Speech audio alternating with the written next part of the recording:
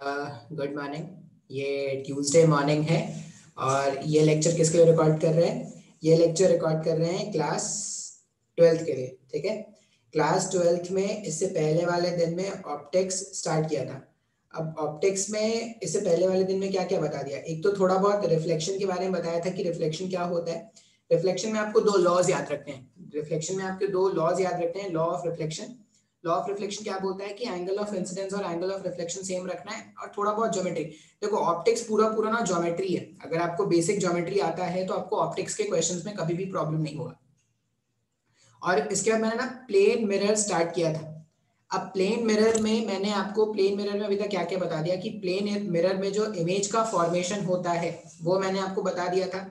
Object से mirror का distance और मिरर से इमेज का डिस्टेंस क्या होना है, सेम रखना है। फिर मैंने आपको ये बता दिया था कि अगर एक प्लेन मिरर है और प्लेन मिरर के सामने अगर एक ऑब्जेक्ट रखा रहे तो irrespective of the length of the mirror पूरा का पूरा इमेज फॉर्म होता है।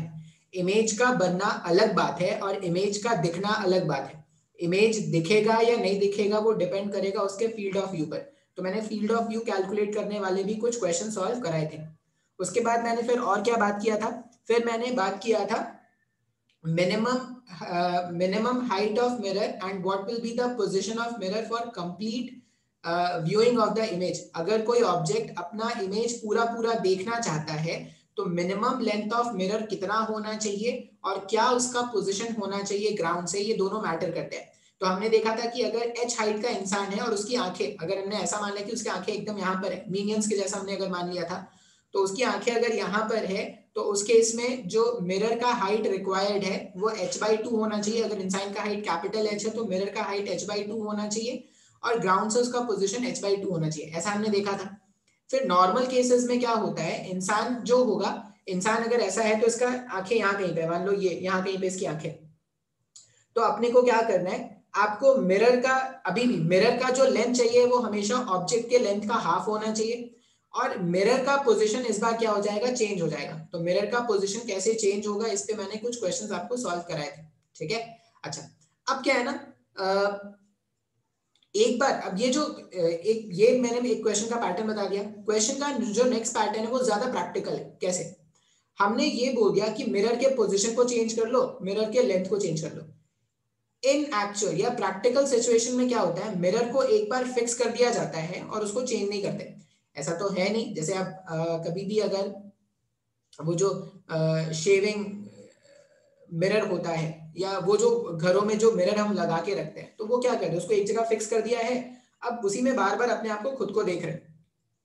तो अब क्या हो गया है कि मैंने मिरर का पोजीशन फिक्स कर दिया और मैंने मिरर का जो लेंथ है वो भी फिक्स्ड है। मिरर का लेंथ भी चेंज नहीं कर पाएंगे, मिरर का पोजीशन भी चेंज नहीं कर पाएंगे। अब क्वेश्चन होता है कि अगर ऐसा है कि मिरर और का लेंथ और मिरर का पोजीशन चेंज नहीं कर पाएंगे तो कैसे क्वेश्चन बनेंगे, उस पर आज हम क्या करने वाले हैं, बात करने वाले हैं। मतलब जो इससे पहले वाला क्वेश्चन था कि mirror half of the length of object होना चाहिए और उसका पोजीशन h/2 होना चाहिए तब जाके वो दिखेगा। अभी क्या करने वाले हैं, उसका जस्ट एक रिवर्स टाइप का क्वेश्चन सॉल्व करेंगे जिसमें हमने मिरर का लेंथ और उसका पोजीशन को फिक्स कर दिया और ये पूछेंगे कि ऑब्जेक्ट का कितना पार्ट या इमेज का कितना पार्ट ऑब्जर्वर को दिखेगा। ठीक है, चलिए मैं स्क्रीन शेयर करता हूं और डायग्राम थोड़ा बना लूंगा, फिर मैं वापस आता हूं। ठीक है, ये काम क्यों नहीं कर रहा, काम किया, स्टार्ट करते हैं। देखो एक क्वेश्चन है हमारे पास। क्वेश्चन में क्या है कि एक 2 मीटर का एक ऐसा ऑब्जेक्ट है, ठीक है, और ये जो ऑब्जेक्ट है ना, इस ऑब्जेक्ट के सामने हमने क्या किया है, कोई तो d डिस्टेंस पर एक मिरर रख दिया है, कोई तो d डिस्टेंस पर एक मिरर रख दिया है। मिरर जो है वो ग्राउंड से 1.2 मीटर अबव है और मिरर का खुद का हाइट है 0.4 मीटर का।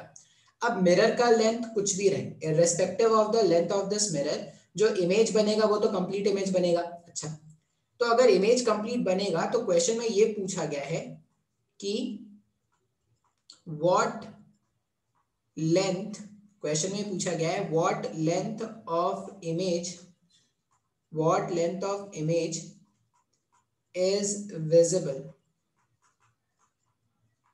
ठीक है, ये जो ऑब्जेक्ट है, इस ऑब्जेक्ट को क्या लेंथ ऑफ इमेज जो है वो विजिबल है, ये अपने को पूछा गया है।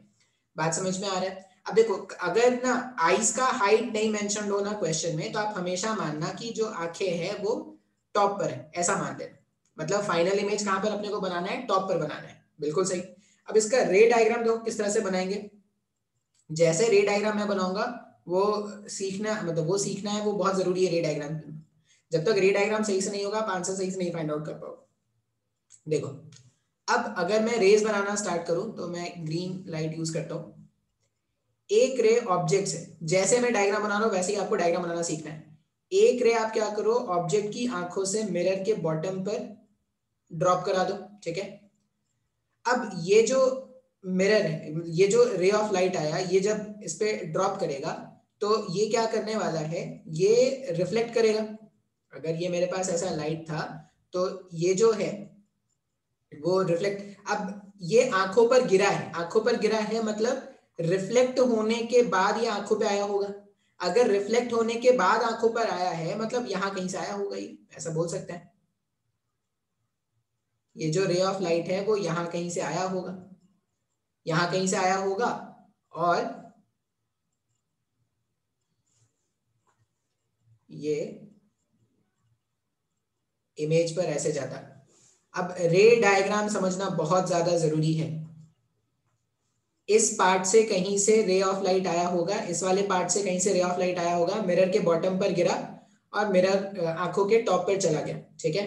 अच्छा, फिर नेक्स्ट रे कैसा बनाएंगे, तो नेक्स्ट रे में कोई और कलर यूज कर लूं, सपोज रेड यूज कर रहा हूं। आंखों से ही रेज निकालेंगे और टॉप पे गिराएंगे। अब ये जो रे है वो भी रिफ्लेक्ट होके आंखों पर आ रहा है। अगर रिफ्लेक्ट होके आंखों पर आ रहा है मतलब ये क्या होगा, ये कंटिन्यूएशन में ऐसा होगा,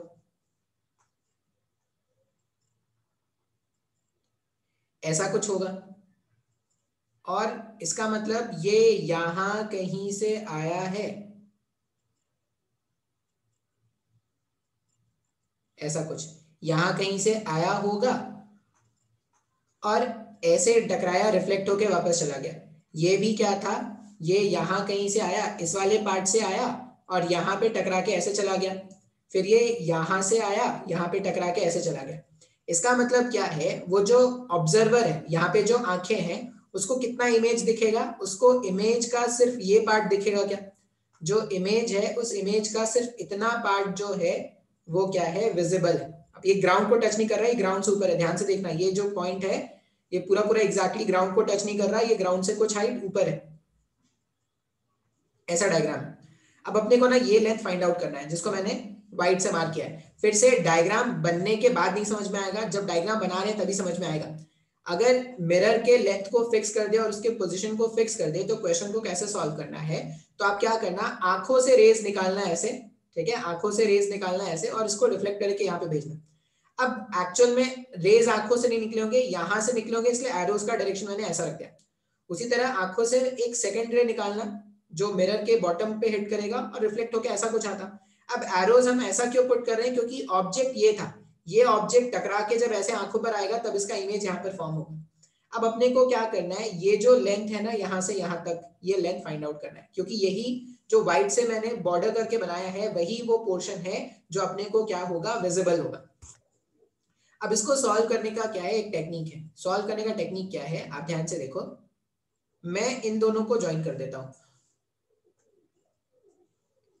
मैं इन दोनों को ज्वाइन कर देता हूं और मेरे पास जो ट्राइंगल बन रहे हैं, ये मान लो ये है ए, ये है ए डैश, ठीक है, ये ए था, ये ए डैश है। इस वाले पॉइंट को मान लेते हैं, ये ए डैश है ना, इस वाले पॉइंट को मान लेते हैं सी डैश और इस वाले पॉइंट को मान लेते हैं बी डैश। बिल्कुल सही है सर, ठीक है। अच्छा, ये देखो यहां से यहां अगर ये टोटल 2 मीटर्स का है, ये 1.2 है, ये 0.4 है, मतलब ये जो बचा हुआ लेंथ होगा वो क्या हो जाएगा, 2 माइनस 1.2 प्लस 0.4। तो 2 माइनस 1.2 0.8 हो गया, 0.8 में 0.4 और सब्ट्रैक्ट करेंगे तो ये जो लेंथ है वो 0.4 मीटर्स का आ गया। बात समझ में आ रहा है क्या। अब in triangle A dash, in triangle A dash C dash, अगर आप देखोगे तो ना ये जो छोटा वाला ट्रायंगल है, छोटा वाला ट्रायंगल कौन सा, इसका भी नाम रख लो कुछ, ई एफ, ये जो छोटा ट्राइंगल है AEF और ये जो बड़ा ट्राइंगल है A डैश C डैश, वो दोनों सिमिलर है। क्यों सिमिलर है वो अपने मैथ्स के टीचर से जाके पूछना। अब अगर साइड्स सिमिलर होते हैं उनके, तो जो अगर ट्राइंगल सिमिलर होते हैं तो उनके जो साइड्स होते हैं वो प्रोपोर्शनेट होते हैं। इसका मतलब अपन ये लिख सकते हैं, अगर मैं ये लिख रहा हूं कि ट्राइंगल AEO सिमिलर है A डैश C डैश से, तो ये ऐसा कुछ आ जाएगा। यहाँ पर इक्वेशन आ जाएगा हमारे पास। अपने को क्या क्या लेंथ पता है, AE का लेंथ पता है, AE divided by A dash is equal to हो जाएगा EF divided by A dash C dash. अच्छा, AE का वैल्यू है D और A डैश का वैल्यू है 2 times of D equals to EF upon A dash C dash. अच्छा, EF का वैल्यू अपने को पता है ना, 0.4 का है, तो इसको जब आप सॉल्व करोगे तो A डैश C डैश का वैल्यू 0.8 मीटर्स का आ गया। क्या? बिल्कुल सर, ये अपना आंसर हो गया, 0.8 मीटर्स का आ गया। मेरे को यहां से यहां का लेंथ मिल गया, ये वाला length A dash C dash का लेंथ मिल गया। लेकिन मेरे को ये लेंथ जानना है क्या? नहीं, मेरे को क्या करना है, मेरे को तो ये लेंथ फाइंड आउट करना है। ये जो व्हाइट वाला लेंथ है, यहां से यहां का लेंथ कितना आ गया? 0.8 मीटर्स का आ गया। अच्छा, अगर मैं ट्राइंगल, दूसरा ट्राइंगल लूं, कौन सा triangle? In triangle A B dash A dash, या A डैश B ले लेते हैं, ऐसा लिख देते हैं नाम। हट जा, वो हट जाता हूं। A डैश B डैश, अगर मैं ये ट्राइंगल कंसिडर करूं ना, तो इसमें देखो ये E हो गया, F हो गया, इस वाले पॉइंट को मान लो G। ये जो पॉइंट है, इस पॉइंट को क्या मान सकते हैं? इस पॉइंट को मान सकते हैं G। हाँ, ये सॉरी, ये पॉइंट है G, ये पॉइंट है, ये पॉइंट को मान लेते हैं G। अब अगर आप ध्यान से देखोगे तो देखो ये 0.4 और ये 0.4। अब मेरे पास कौन सा ट्राइंगल? मेरे पास ट्राइंगल AEG सिमिलर है to triangle A dash B dash. इसका मतलब फिर से साइड्स का रेशियो अगर लिखा जाए तो अपन क्या लिख सकते हैं? AE अपॉन A डैश, ये इक्वल हो जाएगा, यहां से यहां का लेंथ कितना है? ये 0.4 और ये 0.4, ये हो जाएगा EG divided by A dash B dash. अब इसको अगर आप सॉल्व करोगे तो A डैश B डैश का वैल्यू कितना आ जाएगा? ये हो गया 0.4, मतलब ये हो जाएगा 1.6 मीटर्स का। अब मेरे पास A डैश C डैश का वैल्यू 0.8 है और ये A dash B dash 1.6 metres आ गया। तो मेरा जो रिक्वायर्ड आंसर है, देखो यहां से यहां का लेंथ मेरे को मिल गया 1.6 और यहां से यहां का लेंथ मिल गया मेरे को 0.8। तो रिक्वायर्ड आंसर जो होगा वो हो जाएगा 1.6 मीटर्स माइनस 0.8 मीटर्स। सॉल्व करने पर कितना आ जाएगा? तो 0.8 मीटर्स का अपने पास आंसर आ जाएगा। बात समझ में आया है क्या? अब फिर से देखोगे तो ज्योमेट्री है। सबसे पहले तो आपको ये सीखना है कि मैंने डायग्राम कैसे बनाया। तो डायग्राम बनाने के लिए मैंने अलग अलग कलर्स का यूज किया है। अब मैं क्या बोल रहा था कि ये मिरर था। क्वेश्चन में क्या है? मिरर का लेंथ भी फिक्स्ड है और मिरर का पोजीशन भी फिक्स्ड है। मिरर का पोजीशन है 1.2 मीटर्स ऊपर और मिरर का जो लेंथ है वो 0.4 मीटर्स का है। अब यहाँ पर अपन रे डायग्राम कैसे कंप्लीट करेंगे? देखो पूरा इमेज नहीं दिखेगा, ये तो कंफर्म है। क्यों नहीं दिखेगा? क्योंकि अगर 2 मीटर का ऑब्जेक्ट है तो उसका जो हाइट था वो ग्राउंड से 1 मीटर का होना चाहिए था। और क्या होना चाहिए था? वो जो ऑब्जेक्ट है वो 0.5 मीटर्स का मिनिमम अगर लेंथ होता मिरर का, तब ये 1 मीटर का पूरा अगर लेंथ होता मिरर का, तो वो अपने पूरे इमेज को देख सकता था। मतलब पूरा इमेज तो नहीं बनेगा, ये क्लियर है सर। तो ये पूछा गया, अच्छा ठीक है, अगर पूरा लेंथ नहीं बनेगा तो कितना लेंथ विजिबल है इमेज का वो फाइंड आउट करो। तो हमने क्या किया, आंखों से रेज निकाला, एक मिरर के टॉप पे गिराया, एक मिरर के बॉटम पे।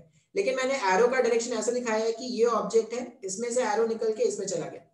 फिर उसी तरह एक और मैंने एरो लिया या एक और रे लिया जो मिरर के बॉटम से जाके टकरा के ऐसे वापस जा रहा है। फिर से एरो का डायरेक्शन मैंने इस तरह से रखा, क्योंकि ये ऑब्जेक्ट था, इसी का इमेज यहाँ पर बना है। तो अपने को ये जो इमेज बना ना, यहाँ पर जो इमेज बना है इस इमेज का लेंथ फाइंड करना है। ये मैंने बना दिया है, लेकिन अपने को एक्चुअल में ये लेंथ हम फाइंड कर रहे हैं। अब ध्यान से देखोगे तो वो ग्राउंड से कुछ ऊपर है, ठीक है, ग्राउंड में एग्जैक्टली टच नहीं कर रहा। अब इसके बाद क्या है, ये फिजिक्स था, खत्म हो गया। अब इसके बाद सॉल्व कैसे करेंगे तो वो मैथ सिखाएगा अपने को। हमने क्या कर दिया, इसको ऐसे ज्वाइन कर दिया। तो triangle A dash C dash में अगर आप ध्यान से देखोगे तो ये ट्राइंगल ए ई एफ, ये ई पॉइंट ए है, ए ई एफ, और ये एफ पॉइंट ए है।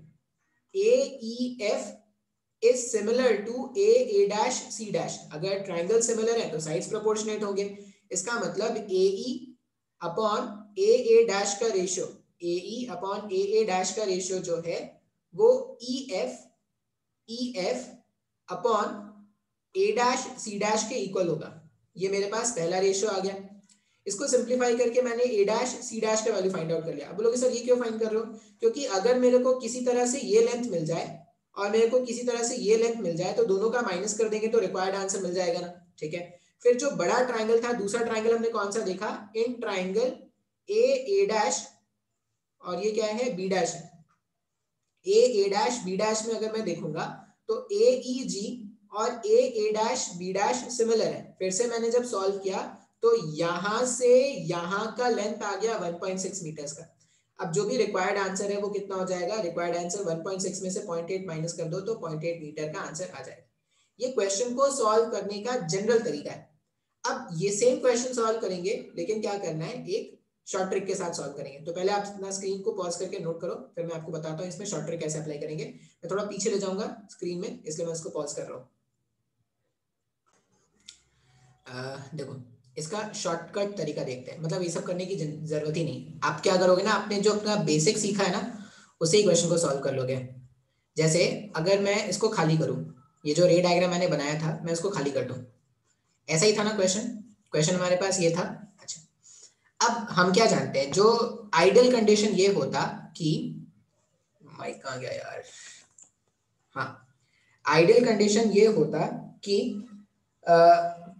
अगर ये 2 मीटर का ऑब्जेक्ट है, अगर ये 2 मीटर का ऑब्जेक्ट है और मेरे को चाहिए था कि पूरा पूरा इमेज फॉर्म हो, तो उस केस में हम क्या करते थे, हम ऐसा बोलते थे कि आप आप मिरर को क्या करो, मिरर 1 मीटर का ले लो और मिरर को 1 मीटर ग्राउंड से ऊपर रख लो, आपको पूरा पूरा इमेज दिख जाता था क्या? बिल्कुल सही है सर, बिल्कुल सही है। अच्छा अब क्वेश्चन में अगर आप देखोगे तो हमारे पास जो मिरर अवेलेबल है वो सिर्फ 0.4 मीटर का अवेलेबल है।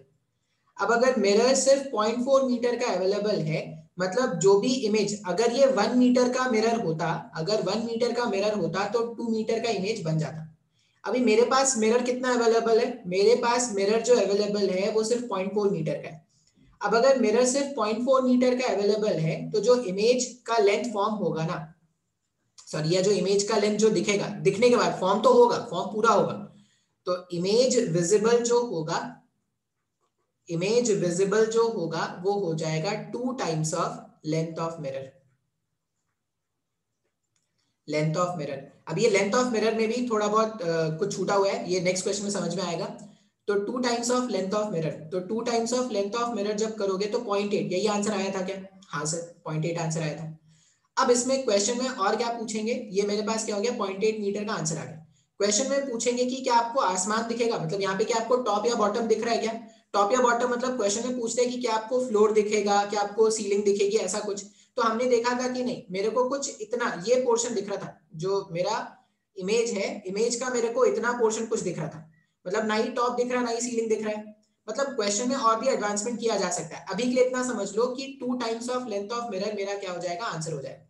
मान लो इसी क्वेश्चन में सब कुछ सेम रहता, इसी क्वेश्चन में सब कुछ सेम रखते हैं, क्या चेंज करने वाले हैं, इस बार जो मिरर है, ये जो मिरर है, मिरर समझो ऐसा है, मिरर जो है वो कितना है, ऐसे नीचे तक है, बात समझ में आ रहा है? ये मिरर जो है ऐसे नीचे तक है।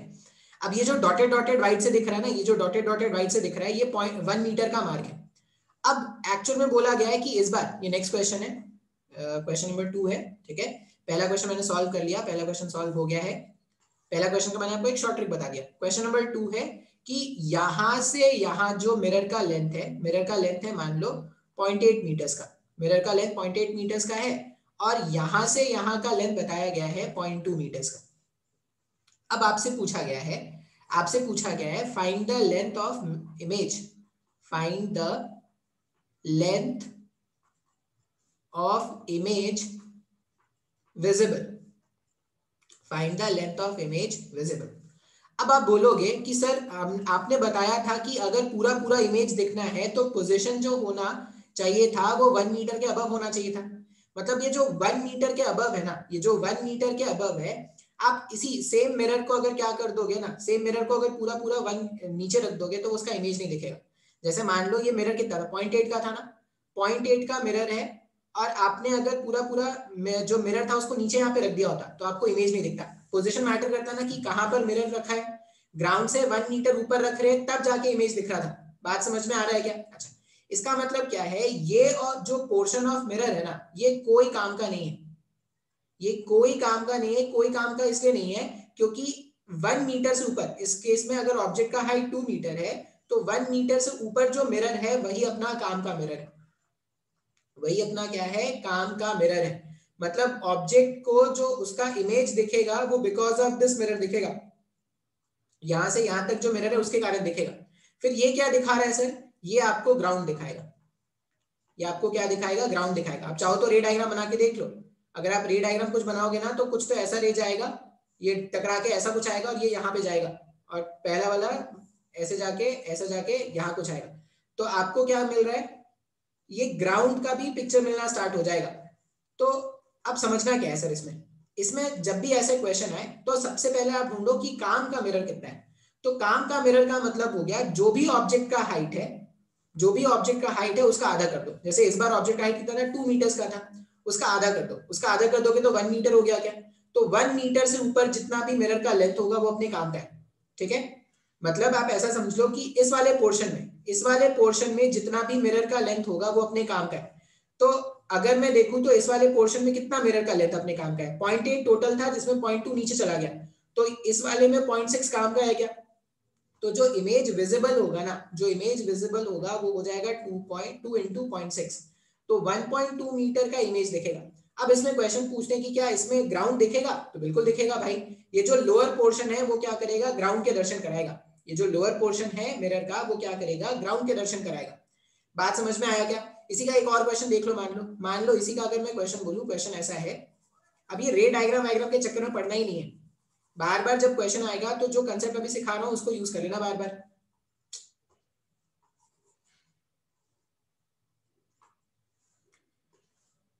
सपोज ऐसा बोला गया कि जो मिरर है वो ऐसा रखा हुआ है, ठीक है, जो मिरर है वो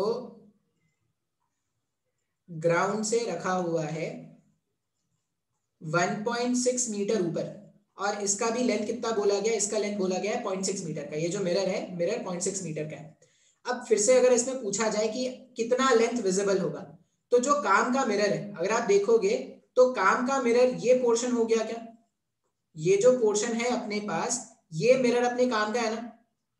इसका मतलब ये जो इसके ऊपर वाला है, इसके ऊपर वाला फिर क्या करेगा सर, इसके ऊपर वाला आपको टॉप दिखाएगा, सीलिंग दिखाएगा, ठीक है। जब आप इसमें रे डायग्राम बनाओगे ना तो ये जो ऊपर वाला पोर्शन है वो आपको टॉप दिखाएगा।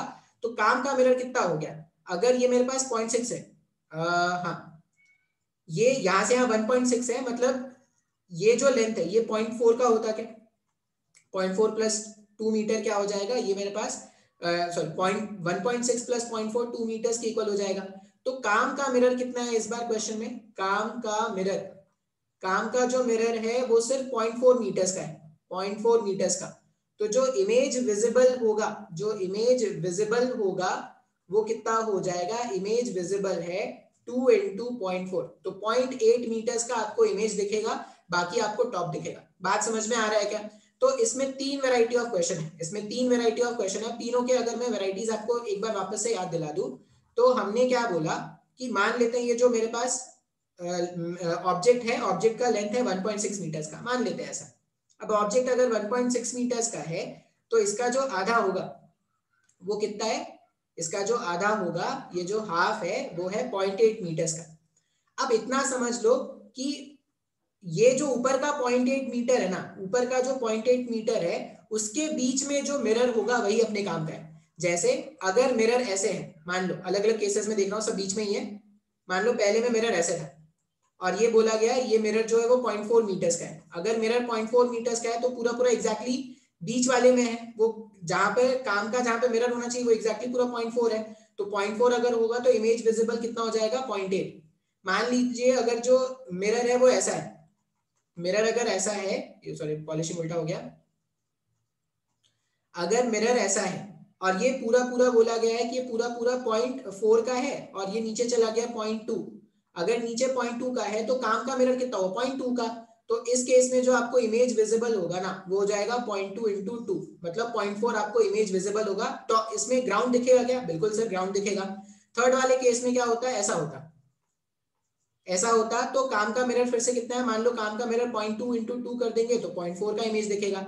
इस वाले केस में ये क्या दिखा देगा, टॉप दिखा देगा। तो ये आपके पास तीन तरह के क्वेश्चन है जो बिना किसी कैलकुलेशन, मैंने कैलकुलेशन करके ही बता दिया, लेकिन शॉर्ट ट्रिक याद रखेंगे। एग्जाम में आंसर टिक करना है तो जो शॉर्ट ट्रिक है वही याद रखा जाएगा। ठीक है, स्क्रीन पॉज करके नोट करते हैं, फिर आगे देखते हैं। नेक्स्ट में देखते हैं एंगल ऑफ डिविएशन। अब एंगल ऑफ डिविएशन का मतलब क्या है? डिविएशन मतलब भटक जाना, अपने रास्ते से भटक जाना, इसको बोलते हैं डिविएशन। ये मान लो हमारा इंसिडेंट रे है और ये हमारा रिफ्लेक्टेड रे है। फिर ये क्या है सर? अगर ये मिरर नहीं होता, अगर ये मिरर नहीं होता तो ये जो रे है वो ऐसा कुछ मूव कर जाता क्या? अगर मिरर नहीं था तो रे ऐसा चला जाता। बिकॉज ऑफ दिस मिरर ये अपने रास्ते से भटक गया ना। अब रास्ते से जितने भी एंगल से भटका है, अगर ये अपने रास्ते से भटका तो रास्ते से जितने से भी एंगल से भटक जाता है उसको बोलते हैं डिविएशन। तो यहाँ पे डेल्टा का मतलब होता है डिविएशन एंगल। ये सब प्रिज्म में शायद पढ़ा होगा कभी, डिविएशन एंगल। एक्चुअल रे अपने रास्ते से जितने एंगल से भटक जाएगा उसको क्या बोलेंगे, डिविएशन एंगल। अब अगर डिविएशन एंगल फाइंड करना है तो मान लीजिए ये है एंगल ऑफ इंसिडेंस आई। अगर ये एंगल ऑफ इंसिडेंस है तो एंगल ऑफ रिफ्लेक्शन भी क्या होगा, आई ही होगा। सर अगर एंगल ऑफ इंसिडेंस है और एंगल ऑफ रिफ्लेक्शन तो दोनों सेम होता है, तो ये आई है तो ये आई है। तो यहाँ अगर कोई आपसे पूछेगा कि डिविएशन कितना है भाई साहब, तो डिविएशन ये डेल्टा एंगल डिविएशन है, तो डिविएशन को क्या लिखेंगे, pi minus 2i, pi minus 2i। ये अपना डिविएशन हो गया। क्या बात समझ में आ रहा है? और किस सेंस में डिविएट हो गया, तो इतने से डिविएट हो गया। और ये सेंस ऑफ रोटेशन क्या है, ये सेंस ऑफ रोटेशन जो है वो एंटी क्लॉकवाइज है। तो एंटी क्लॉकवाइज सेंस में ये पाई माइनस 2i का डिविएशन इसमें हो गया। बात समझ में आ रहा है? अब इसमें कुछ क्वेश्चन सॉल्व करना है। तो फिर से देखो, मैं जो डायग्राम बनाने वाला टाइम है ना वो बचा रहा हूँ। क्यों? क्योंकि मेरे को सिलेबस थोड़ा कंप्लीट करना है, इसीलिए। तो डायग्राम आप स्क्रीन पॉज करके नोट करना, हो सकता है थोड़ा टाइम लगे आपको, लेकिन इतना कोई प्रॉब्लम नहीं है। नहीं समझ में आता है ना, आप मेरे को पूछ सकते हो, 10 बार पूछो, 1000 बार पूछो, मैं ऑफिस भी आके आपको समझा सकता हूँ। आप ऑफिस आ जाना, वहां पे आके मेरे को पूछ सकते हो, कॉल करके पूछ सकते हो, लेकिन आपको समझना आपके ऊपर है। ठीक है, तो फिर से मैं स्क्रीन पॉज कर रहा हूँ, फिर इसमें कुछ क्वेश्चन सॉल्व कराते हैं। आई होप डिविएशन आपको समझ में आ गया है। डिविएशन का सीधा सा मतलब है कि अगर रिफ्लेक्शन नहीं होता तो रे ऐसे जा रहा था, बिकॉज ऑफ दिस रिफ्लेक्शन वो अपने पाथ से डिविएट हो गया। जितने एंगल से वो अपने पाथ से डिविएट होगा उसको क्या बोलेंगे, एंगल ऑफ डिविएशन। और एंगल ऑफ डिविएशन डेल्टा कैसे कैलकुलेट किया, तो पाई में से पूरा पूरा एंगल 180 होता, पाई में से 2i सब्ट्रैक्ट कर दो, डिविएशन एंगल मिल जाएगा। ठीक है, चलिए आगे देखते हैं। ये देखो एक क्वेश्चन है, दो मिरर है इस बार। ठीक है, ये मान लो मिरर 1 है और ये मान लेते हैं मिरर 2 है। जिसमें रेस पहले गिरता है वो मिरर 1 होगा और जिसमें रे बाद में गिरा मिरर 2 होगा। और यहाँ पर बोला गया है find the angle of deviation. अब क्या होगा, एक बार डिविएशन इसके कारण होगा मिरर 1 के कारण, और एक बार डिविएशन मिरर 2 के कारण होगा।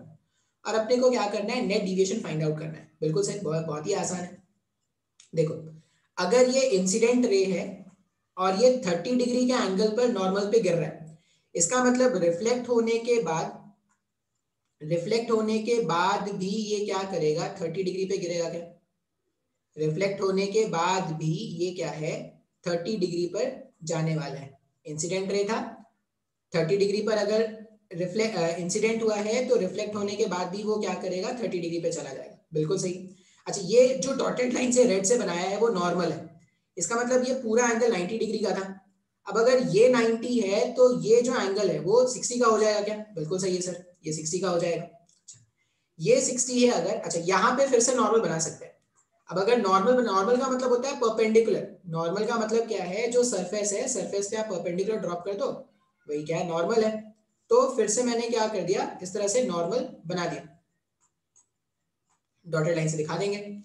अब अगर आप देखोगे तो हमारे पास ये एंगल 60 डिग्री का है, ये एंगल भी 60 डिग्री का है, तो ये एंगल भी 60 होगा, 60 60 60।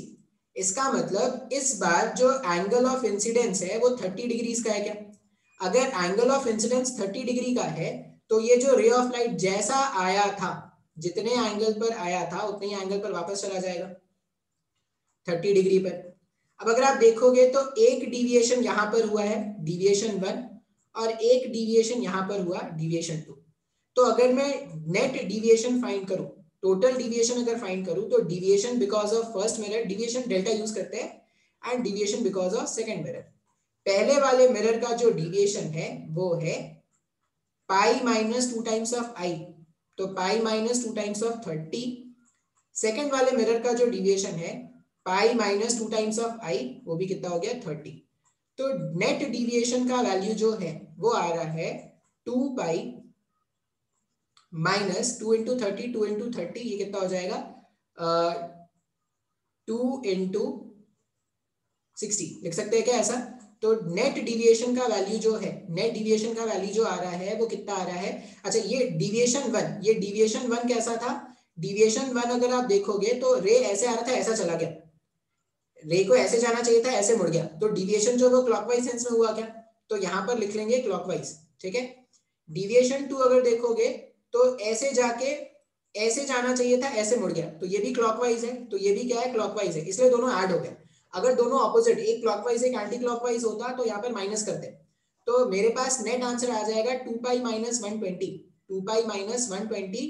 तो इसको या तो मैं ये लिख दूं 2 पाई माइनस 120, 2 पाई का वैल्यू 360, 360 माइनस 120, तो या तो मैं इसको 240 क्लॉकवाइज लिख सकता हूं, या मैं टाउ नेट को 120 एंटी क्लॉकवाइज भी लिख सकता हूं क्या?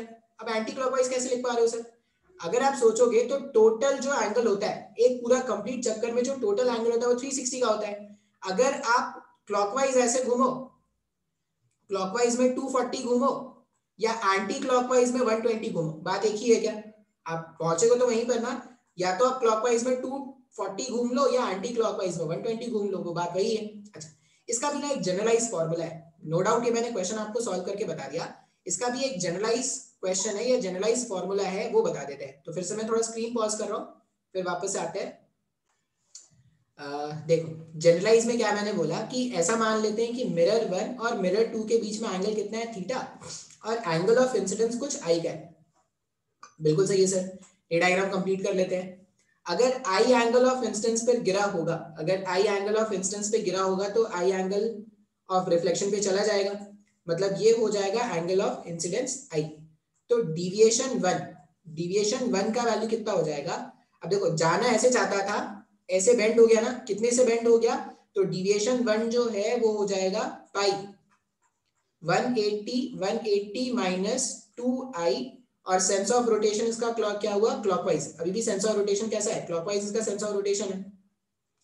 ये पहला डिविएशन हो गया। अच्छा, फिर से अगर देखेंगे, देखो ये मेरे पास थीटा और ये नॉर्मल था, अगर ये अगर नॉर्मल है तो ये पूरा एंगल 90 होता। इसका मतलब ये जो एंगल है, ये जो एंगल है वो 90 माइनस आई का होगा क्या? ये जो एंगल है वो 90 माइनस आई का है। अब अगर इस पॉइंट पर मेरे को वापस से रिफ्लेक्शन बनाना है, रिफ्लेक्शन का पैटर्न चेक करना है, तो नॉर्मल प्लॉट करेंगे। तो हमने क्या कर दिया, ऐसे बना दिया परपेंडिकुलर। जिस पॉइंट पर भी रिफ्लेक्शन चेक करना है वहां पर बना दो परपेंडिकुलर, डॉटेड दिखा देना, ठीक है। अच्छा, अब एकदम ध्यान से देखना, मान लो कि मेरे पास थीटा है, ये 90 माइनस आई। अगर मैं बोल दूं कि ये एंगल x है, अगर मैं बोल दूं कि ये एंगल x है, तो ये एंगल 90 माइनस एक्स हो जाएगा क्या? हाँ सर। और इस ट्राइंगल में ना सम प्रॉपर्टी मैं यूज करता हूं। अब डेल्टा 2 का वैल्यू कितना आ रहा है? डेल्टा 2 का वैल्यू आ जाएगा पाई माइनस 2 टाइम्स ऑफ एक्स, और ये भी क्या है, क्लॉकवाइज है। देखो जाना ऐसे चाहता था, ऐसे रोटेट हो गया, तो क्लॉकवाइज सेंस में घूम गया ना। तो नेट डिविएशन जो है, नेट डिविएशन जो है वो कितना आ रहा है, 2 pi minus 2i minus 2x, और सेंस ऑफ रोटेशन क्या है, क्लॉकवाइज। बात समझ में आ रहा है? x का वैल्यू निकालते हैं, कैसे निकालेंगे? तो सम प्रॉपर्टी ऑफ ट्राइंगल को अगर यूज करें तो theta plus 90 minus I plus 90 minus x is equal to 180 degree. ये 90 और ये 90 इस 180 के साथ कैंसिल हो जाएगा, तो x का वैल्यू कितना आ जाएगा, x का वैल्यू आ जाएगा हमारे पास थीटा माइनस आई। एंगल x का वैल्यू जो यहाँ पर है उसका वैल्यू आ रहा है थीटा माइनस आई। इस x को यहाँ पर सब्स्टिट्यूट कर देते हैं, तो नेट डिविएशन आ रहा है 2 pi minus of 2 I minus of 2, x के प्लेस में रख दो थीटा माइनस आई, ठीक है, और क्लॉकवाइज इसको सॉल्व करते हैं। Tau net is equal to 2 pi minus 2 I minus 2 theta plus 2 I, और सेंस ऑफ रोटेशन क्या है, क्लॉकवाइज। माइनस में 2 आई और प्लस में 2 आई क्या हो जाएगा, कैंसिल हो जाएगा। तो नेट डिविएशन जो आया, नेट डिविएशन आ रहा है 2 पाई माइनस 2 थीटा। बहुत ही खतरनाक आंसर। अब खतरनाक इन द सेंस क्यों, या तो आप 2 पाई माइनस 2 थीटा क्लॉकवाइज बोल दो, या आप सीधा इसको ये भी बोल सकते हो क्या, 2 थीटा एंटी क्लॉकवाइज, एक ही बात होगा। या तो 2 पाई माइनस 2 थीटा क्लॉकवाइज बोल देंगे या 2 थीटा एंटी क्लॉकवाइज बोल देंगे, एक ही बात है। अच्छा, अभी खतरनाक क्यों है, क्योंकि irrespective of angle of incidence अपना आंसर आ रहा है। मतलब एंगल ऑफ इंसिडेंस 10 हो, 20 हो, 30 हो, 40 हो, 1000 हो, कुछ भी हो, ये जो अपना वैल्यू है, डिविएशन जो है, वो एंगल ऑफ इंसिडेंस के इररिस्पेक्टिव आ रहा है क्या। और इससे पहले वाले क्वेश्चन में भी देखो वैसे ही आया था, 2 पाई और दोनों के बीच में एंगल वहां पर 60 लिया था ना, तो 2 पाई माइनस 2 इंटू 60 आया था, ऐसा ही कुछ आया था क्या। तो हम क्या करेंगे, इसको जनरलाइज जैसा याद रख लेंगे। हम क्या बोलेंगे कि अगर मेरे पास दो मिरर है और उनके बीच का एंगल थीटा का है, तो डिविएशन, नेट डिविएशन, ये सिर्फ दो मिरर के लिए है, तीन अगर आ जाएंगे तो आपको बेसिक से करना पड़ेगा, ऐसे मैंने बेसिक बता दिया है। अब इसको जनरलाइज करके याद क्या रखोगे, if two mirrors are at an angle theta, then net deviation is 2 theta. अब क्लॉकवाइज होगा एंटी क्लॉकवाइज होगा, उसको भी देखने का तरीका है, क्लॉकवाइज होगा या एंटी क्लॉकवाइज। अगर ये थीटा है तो जैसे यहां पर थीटा था, आंसर कितना आता है, एंटी क्लॉकवाइज। अब पहले मिरर रे पहले इसमें गिरा था, फिर उसमें जा रहा है ना। आप डायरेक्शन ऑफ डिविएशन पे आप क्या करना, फर्स्ट मिरर से सेकंड मिरर जाने का डायरेक्शन, फर्स्ट मिरर से सेकंड मिरर घूमने का डायरेक्शन। जैसे M1 से M2 अगर जाना है, तो M1 से M2 जाने के लिए आप एंटी क्लॉकवाइज घूमोगे क्या, तो यहाँ पे लिख देना 2 थीटा एंटी क्लॉकवाइज। बात समझ में आया क्या। अब मैं इसको ना आपको कुछ क्वेश्चन से सॉल्व करके बताता हूं। मान लो क्वेश्चन ऐसा है कि मेरे पास दो मिरर्स थे, कुछ एंगल पर इंक्लाइंड होंगे,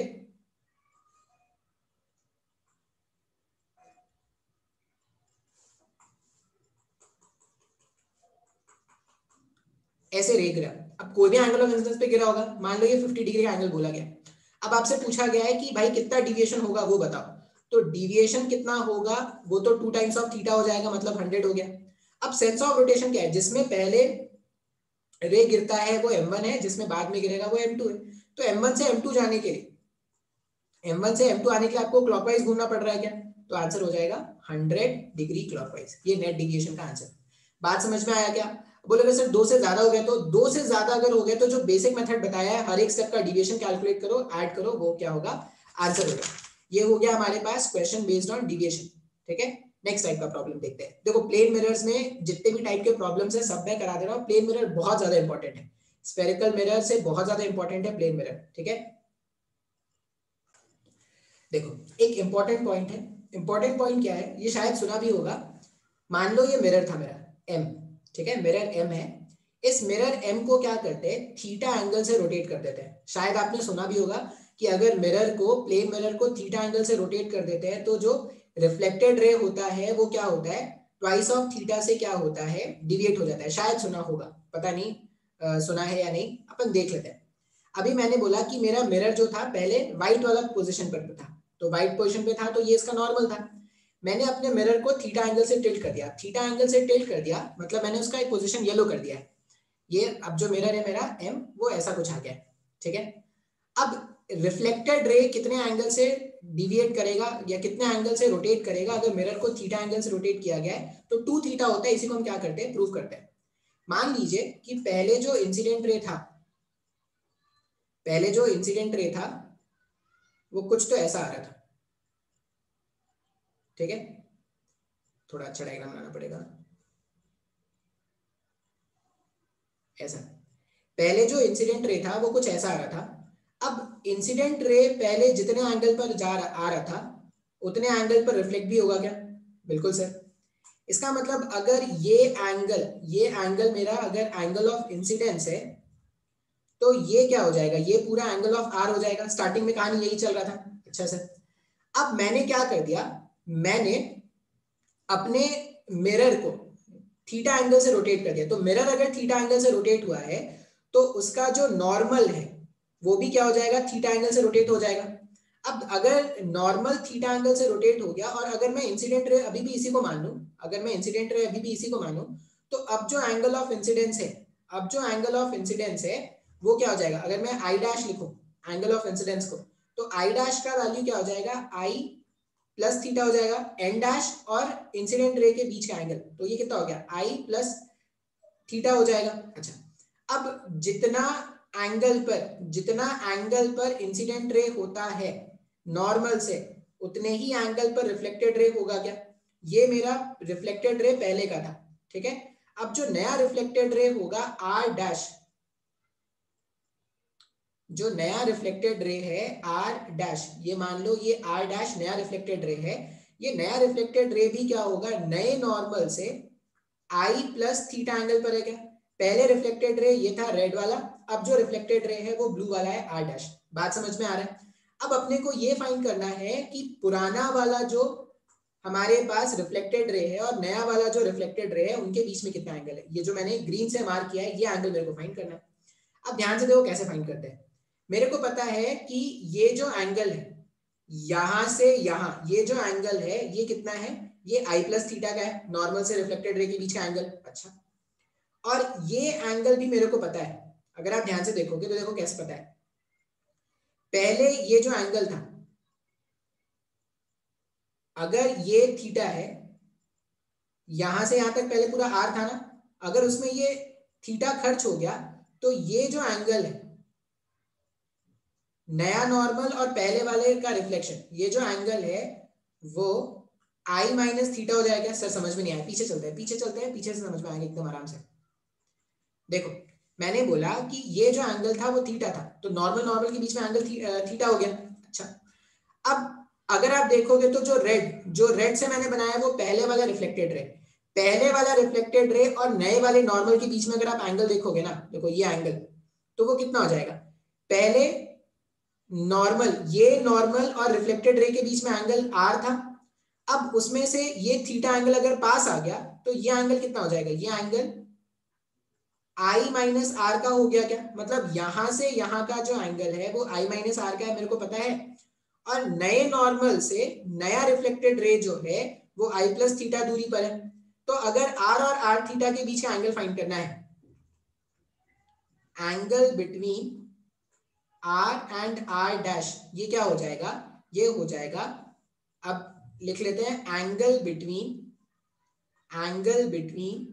N dash R dash minus angle between N dash R dash minus angle between N dash R. अब एन डैश और आर डैश के बीच में एंगल कितना है, तो एन डैश और इसके बीच में एंगल है आई प्लस थीटा का माइनस फॉर्मूले का माइनस, और एन डैश और आर के बीच में एंगल कितना है, तो आई माइनस थीटा है, सॉरी ये आई माइनस थीटा है, आई माइनस थीटा। सॉल्व कर लेते हैं, I plus theta minus I plus theta, ये और ये अगर आप कैंसिल कर दोगे तो angle between R and R dash 2 theta का आ गया क्या? इसका मतलब हम नोट क्या लिख सकते हैं कि if mirror is rotated, if plane mirror लिख लेना, if plane mirror is rotated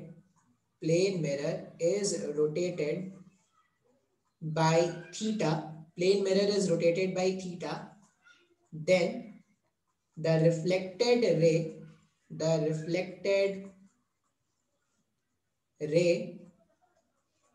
is rotated by 2 times of theta. Reflected ray जो है वो 2 टाइम्स ऑफ थीटा से रोटेट करता है। ये अपना आंसर है। बात समझ में आ रहा है क्या? हाँ या ना? तो ये इंपॉर्टेंट पॉइंट है जो आपको याद रखना है कि मिरर को थीटा एंगल से रोटेट करो तो रिफ्लेक्टेड रे कितना हो जाएगा? 2 थीटा से रोटेट हो जाएगा। अब इस कंसेप्ट पे कुछ न्यूमेरिकल्स जो होंगे वो आपको सॉल्व करा देते हैं। देखो क्वेश्चन है, एक ऐसा डायग्राम दे रखा है, सिंपल सा डायग्राम है, मिरर है, इसका नॉर्मल हो गया और एंगल ऑफ इंसिडेंस 30 डिग्री का है और एंगल ऑफ रिफ्लेक्शन भी 30 डिग्री का है, नो डाउट। अब ये क्वेश्चन में क्या बोल रहे हैं ना, क्वेश्चन में ऐसा बोल रहे हैं कि by what angle mirror should be rotated, mirror को कितने एंगल से रोटेट किया जाए so that reflected ray becomes horizontal. ये जो मिरर है, इस मिरर को कितने एंगल से घुमा दिया जाए जिससे जो रिफ्लेक्टेड रे, अभी इस तरफ था ना रिफ्लेक्टेड रे, तो रिफ्लेक्टेड रे क्या हो जाए? अलोंग द हॉरिजॉन्टल हो जाए, बिकम्स हॉरिजॉन्टल। इसका मतलब मेरी चाहत है, अब जो रिफ्लेक्टेड रे में बनाना चाहता हूं, मैं चाहता हूं कि जो रिफ्लेक्टेड रे है जो पहले यहां पर था, वो जो रिफ्लेक्टेड रे है आर डैश यहां पर आ जाए क्या? थोड़ा इसको बोल्ड से दिखा देते हैं। हम क्या जानते हैं कि जो रिफ्लेक्टेड रे पहले ऐसा था, आर था, अब वो क्या हो जाए? आर डैश हो जाए। तो आर डैश होने के लिए इसको रोटेट करना पड़ेगा ना। अच्छा, कितने एंगल से रोटेट करना पड़ेगा? तो अगर आप देखोगे तो आर से आर डैश आने के लिए अपने को 60 डिग्री से रोटेट करना पड़ेगा। तो अगर ऐसा बोल सकते हैं ना कि if reflected ray has to rotate 60 degree clockwise घूम रहा है ना, 60 degree clockwise, that implies mirror must be rotated 30 degree clockwise. ये पहला आंसर है, ठीक है। इसका एक और पॉसिबल आंसर है, एक और पॉसिबल आंसर क्या हो सकता है? ये जो आर है, अगर इसको हॉरिजॉन्टल ही बनाना है तो ये जो आर है, इस आर को मैं ऐसा भी तो घुमा सकता हूं, ऐसे घुमा के, ये मिरर था, मिरर ऐसे, मिरर को अगर आप ऐसे घुमाओगे तो ये रे आ जाएगा। मिरर को अगर आपने इस तरह से घुमाया तो आर डैश आ जाएगा। इसी मिरर को अगर आप ऐसे घुमाना स्टार्ट करोगे तो आर डबल डैश आ जाएगा। आर डबल डैश क्या है सर? तो ये लेंथ। अगर ऐसे चला गया तब भी तो ये रिफ्लेक्टेड रे क्या हो जाएगा? हॉरिजॉन्टल हो जाएगा। इसको मान लो आर डबल डैश। अब अगर आर डबल डैश पहुंचना है तो कितना रिफ्लेक्शन कराना पड़ेगा? देखो यहां से घूम के अपने को यहां पर आना है तो 120 डिग्री घूमना पड़ेगा क्या? तो अपन क्या लिखेंगे कि if reflected ray has to be rotated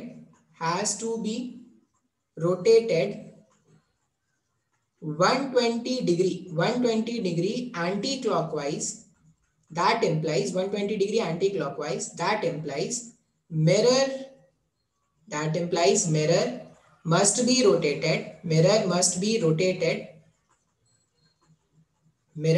rotated 60 degree anti clockwise. ये अपना दो आंसर है, या तो हॉरिजॉन्टल बनाए तो या तो ये हो सकता है या ये हो सकता है। दोनों पॉसिबिलिटीज के लिए मिरर को शिफ्ट कर देना, वो आपका क्या हो जाएगा? आंसर हो जाएगा, ठीक है। ये हो गया क्वेश्चन नंबर 1। इसी में एक और क्वेश्चन सॉल्व करा देते हैं। वो जो क्वेश्चन है बहुत ही कॉमन सा क्वेश्चन है, हर एग्जाम में देखना, मेंस, मेडिकल, जेई में हर जगह उस तरह के क्वेश्चन आपको मिलेंगे, ठीक है। तो इसको पॉज करके फिर मैं नेक्स्ट क्वेश्चन लिखता हूँ, वापस से देखते हैं। फिर देखो नेक्स्ट क्वेश्चन देखते हैं, लास्ट क्वेश्चन है। क्या बोल रहे हैं कि if the mirror is rotated with omega, मतलब ये जो मिरर था ना, इस मिरर को क्या करना है? ओमेगा से ऐसे घुमा रहे हैं। किसके अबाउट? पॉइंट ओ के अबाउट। ये जो पॉइंट ओ है उसके अबाउट मिरर को अगर ऐसे ओमेगा से रोटेट घुमाएंगे तो ये जो स्पॉट है, अब ये तो जो स्पॉट है वो क्यों बनेगा? तो सबसे पहले अगर देखो तो ये क्या है ना, ये एक स्क्रीन है। ये क्या है? एक स्क्रीन है। कैसा स्क्रीन? Fluorescent screen. अब फ्लोरोसेंट कलर लड़कियों को बहुत अच्छा लगता है, चमकीले भड़कीले कलर बहुत अच्छे लगते हैं उनको। चमकीले कलर, सॉरी भड़कीले is not the correct word, चमकीले कलर्स उनको बहुत अच्छे लगते हैं। तो ये जो फ्लोरोसेंट स्क्रीन है, तो फ्लोरोसेंट स्क्रीन ZNS होता है। ये शायद केमिस्ट्री में कुछ एक्सपेरिमेंट भी होता है, उसमें भी आपने देखा होगा। अब यहाँ पर ये जो फ्लोरोसेंट स्क्रीन है, जैसे ही इसमें लाइट हिट करता है तो ये क्या करता है? स्पॉट आ जाता है इसमें, ठीक है। तो अगर ये बोला जा रहा है कि ये जो मिरर था, अगर इस मिरर को हमने ओमेगा स्पीड से रोटेट कराया तो ये जो स्पॉट है, ये स्पॉट कितने स्पीड से रोटेट करेगा ये पूछा गया, या ऐसा पूछा गया है कि what will be the speed of this spot, क्या पूछा गया है, हाँ, the speed with which the spot will move, rotate भी हो सकता है, मूव भी हो सकता है, the speed with which the spot will move. अब स्पीड स्पॉट मूव करेगा एक सर्कुलर पाथ में, अगर वो ऐसे मूव कर रहा है तो इसका वी टेंजेंशियल कैलकुलेट करना है क्या। अब हम ये जानते हैं कि वी टेंजेंशियल जो होता है वो r टाइम्स ऑफ ओमेगा के बराबर होता है। अब क्वेश्चन में अगर आप देखोगे ना तो कैपिटल R, रेडियस तो आपको पता है कि जिस रेडियस में घूमना है वो पता है। अगर मिरर ओमेगा स्पीड से रोटेट कर रहा है तो ये जो स्पॉट है वो 2 ओमेगा से रोटेट करेगा क्या सर, क्यों, क्योंकि अगर ये ओमेगा से रोटेट किया तो जो रिफ्लेक्टेड रे है वो 2 टाइम्स ऑफ ओमेगा से रोटेट कर रहा होगा क्या, क्योंकि जितना ये रोटेट करेगा उसका ट्वाइस रोटेट करना है इसको। अगर रिफ्लेक्टेड रे 2 ओमेगा से रोटेट कर रहा है मतलब ये जो स्पॉट है वो भी क्या हो रहा होगा, 2 ओमेगा से रोटेट करेगा। तो वी टेंजेंशियल का वैल्यू क्या हो जाएगा, r टाइम्स ऑफ 2 ओमेगा। तो जो स्पॉट है, जो स्पॉट है उसका टेंजेंशियल स्पीड कितना है, 2r ओमेगा, ये अपना आंसर है। बात समझ में आया क्या। तो इस तरह के हमारे पास क्वेश्चन होंगे। अभी एक और लेक्चर लगेगा प्लेन मिरर में। प्लेन मिरर आप जान लो बहुत ज्यादा इंपॉर्टेंट है। प्लेन मिरर से आप कोई भी एग्जाम दो, प्लेन मिरर से क्वेश्चन के चांसेस बहुत ज्यादा है। स्फेरिकल मिरर जो आगे पढ़ेंगे, जो आपने शायद पहले बहुत डिटेल में पढ़ा था, अब उसको पढ़ाएंगे, ऐसा तो नहीं है, अच्छा खासा डिटेल में पढ़ाएंगे, लेकिन स्फेरिकल मिरर से ज्यादा इंपॉर्टेंट होगा प्लेन मिरर के क्वेश्चंस। ठीक है, चलिए आज इतना ही रहने देते हैं।